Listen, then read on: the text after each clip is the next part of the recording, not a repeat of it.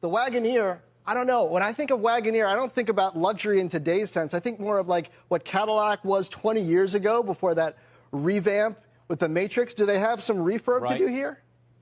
Well, it's not looking, the new Wagoneer and Grand Wagoneer, they do not look like the old ones. Let me show you the new ones, and then we'll show you the old ones. And the new ones, definitely an emphasis on luxury and big, expensive items within that vehicle. The Wagoneer and Grand Wagoneer are being brought back by Jeep. The regular Wagoneer will have a base price at just under $58,000.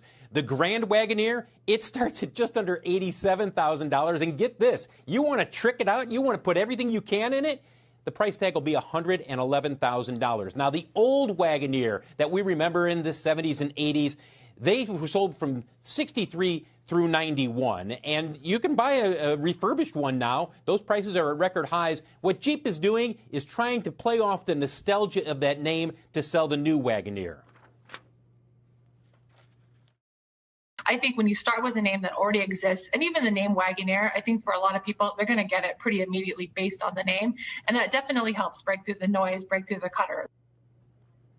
This is important for Jeep. Now, even though the luxury SUV market is a limited market, you're talking about people who also would be considering a Lincoln Navigator or a Cadillac Escalade. It is important, and Jeep sales have been trending a little bit lower over the last couple of years. Now, some of that is the market overall, and some of that is the fact that Jeep, well, when you look at it, it's had a heck of a run, especially over the last decade, but it peaked out at 1.6, just under 1.6 million vehicles sold back in 2019, I believe. So what you're looking at right now, or 2018, excuse me, what you're looking at as you look at Stellantis, which is the parent of Jeep. Remember, Fiat Chrysler merged with PSA Peugeot, and now it is Stellantis. This is Stellantis saying, we want to make sure that Jeep continues to grow because it is the brand with the most sales for Stellantis, which has a whole slew of them now, whether it's Peugeot, Ram, Jeep. It's got a lot of brands that it's going to have to try to keep growing.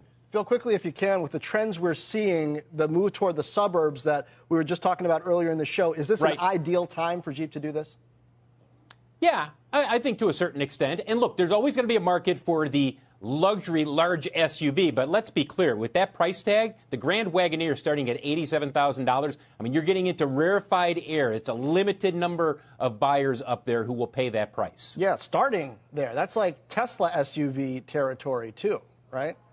I don't know if that's the same buyer. All right. Well, different buyer.